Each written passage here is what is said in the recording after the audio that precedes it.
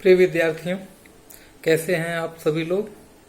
उम्मीद करता हूं कि इस कोरोना क्राइसिस में आप अपने अपने घरों में होंगे, सुरक्षित होंगे और स्वस्थ होंगे। अपना ख्याल रखिए, अपने परिजनों का ख्याल रखते हुए लॉकडाउन का यथासंभव पूर्णतया पालन कीजिए। आज हम लोग एक नए टॉपिक पर डिस्कशन करेंगे। पिछले क्लास में हमने राजनीति विज्ञान को समझने के परंपरागत दृष्टिकोण पर चर्चा किया था। आज परंपरागत दृष्टिकोण से आगे बढ़कर हम लोग आधुनिक दृष्टिकोण पर चर्चा करेंगे। राजनीति विज्ञान का जो आधुनिक दृष्टिकोण है उसका आरंभ प्रथम विश्व युद्ध से दूसरे विश्व युद्ध के बीच दुनिया में आरंभ हो जाता है। विशेष करके वेस्टर्न कंट्रीज में, यूरोपियन कंट्रीज में, अमेरिका में इस बात का बड़ी तेजी से प्रचार प्रसार होता है कि परंपरागत जो राजनीति विज्ञान के समझने के लिए जो अप्रोचेस थे, मेथड थे, जिसको आप पर्सपेक्टिव कहते हैं, दृष्टिकोण कहते हैं, वह उपयुक्त नहीं है। ऐसा उन्होंने क्यों माना कि यह उपयुक्त नहीं है?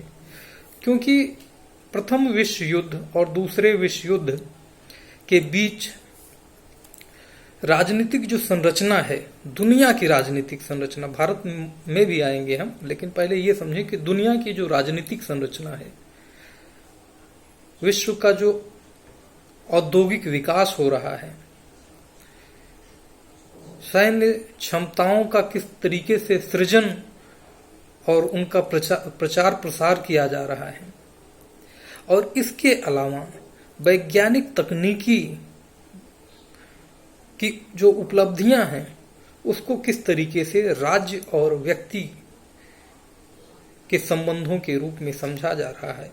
तो ये हमने जो 4 पॉइंट बताए, राजनीतिक संरचना किस प्रकार की है, वैज्ञानिक तकनीकी और उपलब्धियां किस प्रकार की हैं, सैन्य क्षमता किस प्रकार की है, और औद्योगिक डेवलपमेंट, इंडस्ट्रियल डेवलपमेंट जिसको आप कहते हैं कि औद्योगिक विकास किस तरीके से। तो ये परंपरागत राजनीति विज्ञान में परंपरागत राजनीतिक विज्ञान में इन चीजों का अध्ययन वैज्ञानिक तरीके से नहीं किया गया, और ये सारी चीजों का अध्ययन करने के लिए परंपरागत राजनीतिक विज्ञान ने वही पुराने राज्य की संरचनाओं को समझने, सरकार की संरचनाओं को समझने, राज्य सरकार के संबंधों को समझने में ज्यादातर समय दिया।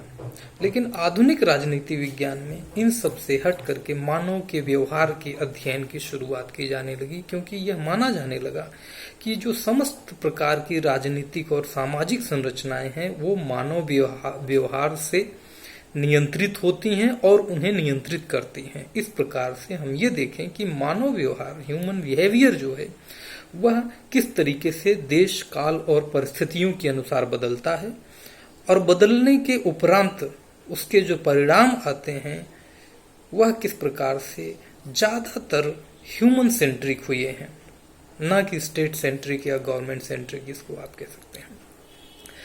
तो मूलतः हम ये माने कि आधुनिक राजनीतिक विज्ञान जो शुरू होता है वह वर्ल्ड वॉर 2 के आसपास की शुरुआत मानी जाती है।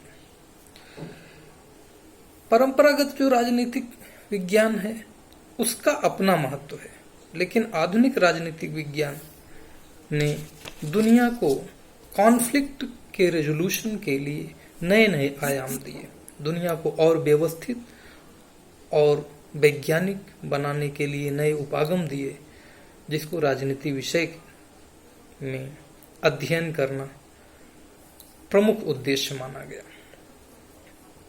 जैसा हमने बताया, यह मानव व्यवहार को केंद्रीय विषय मानता है। इसमें कुछ थिंकर आए जैसे वॉल्टर वेजहार्ट, David Easton, Gabriel Almond, Lord Bryce. ये विद्वान ऐसे थे कि जिनका अप्रोच वो रियलिस्टिक अप्रोच था पॉलिटिकल साइंस को समझने का, जिसको आप कहते हैं यथार्थवादी दृष्टिकोण था।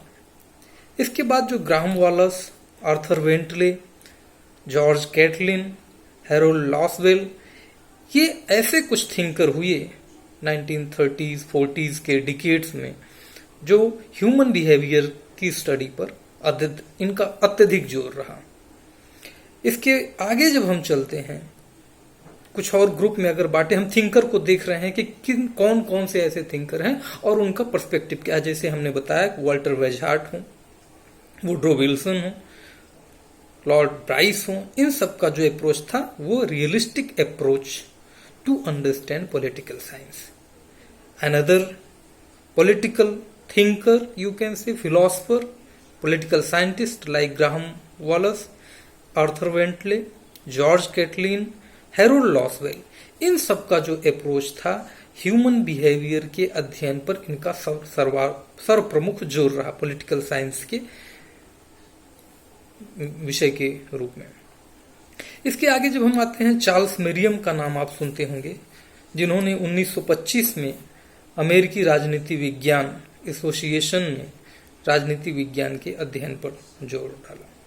अमेरिकन जो पॉलिटिकल साइंस एसोसिएशन हुआ उसमें इनकी बहुत महत्वपूर्ण भूमिका थी 1925 में, और इन्होंने जो साइंटिफिक टेक्निक्स हैं उसका एक टूल्स के रूप में इस्तेमाल किया पॉलिटिकल साइंस को समझने में। इन्होंने टेक्निक्स और उसका जो डेवलपमेंट है, उसका एक्सपेरिमेंट है, उन सारी चीजों को सोशल साइंस में अप्लाई किया।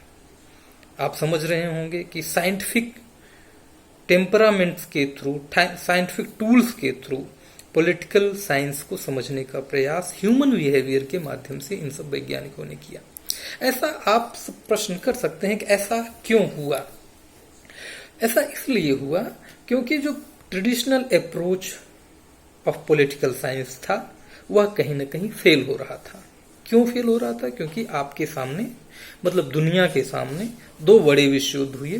प्रथम विश्व युद्ध हुआ, फिर द्वितीय विश्व युद्ध हुआ, और दोनों विश्व युद्ध में अपार जन हानि हुई, आर्थिक हानि हुई विशेष रूप से। तो इस तरीके से आप ये देखेंगे कि इन्होंने ये प्रेडिक्शन, या आप कह सकते हैं कि ये इनकी स्टडी फेल रही कि ये विश्व युद्ध क्यों हो जा रहे हैं और पॉलिटिकल साइंस इसको क्यों नहीं समझ पा रहा है। क्योंकि this subject deals with state and government, this subject deals with individuals rights and state authorities. तो जब आप इसको देखते हैं तो ये पाते हैं कि कैसे वो डील नहीं कर पा रहे हैं, या उनका जो प्रेडिक्शन है वो फेल हो जा रहा है।